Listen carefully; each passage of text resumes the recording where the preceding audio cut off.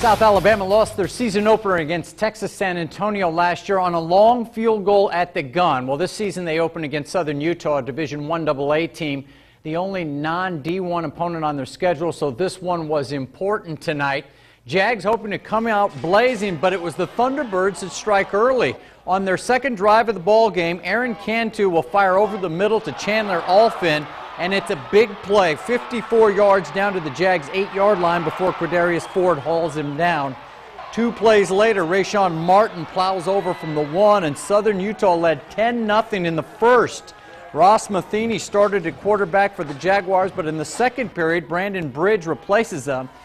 Looks like Bridge has himself a touchdown pass here to Rush Hendricks, but it's waved off as they said Hendricks dropped the football. But moments later, Bridge does it himself, scrambling 40 yards to the end zone. Jags were on the board. They led 21-13 in the fourth, but they can't hold it as Colton Cook kicked a 28-yard field goal for Southern Utah as the clock hit triple zeros. Southern Utah 22-21. All right.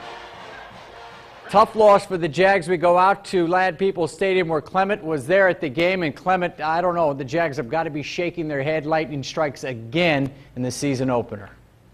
That's right, Lance. Absolute stunner out here at Ladd Peoples Stadium. The Jags had an 8-point lead in the fourth quarter, where Southern Utah went 11 plays, 54 yards, and as you showed it, that 28-yard field goal as time expired for Colton Cook. The Jags lost by 1 point, and after the game, the players admit they let up on the gas in the final quarter.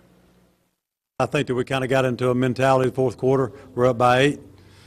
And I probably didn't put the foot on the accelerator enough, and we should have. Yeah, I think we kind of slowed up in the fourth quarter and we got that lead. We'll go back and learn from that and use that as a learning experience. But just get back on the grind and keep working.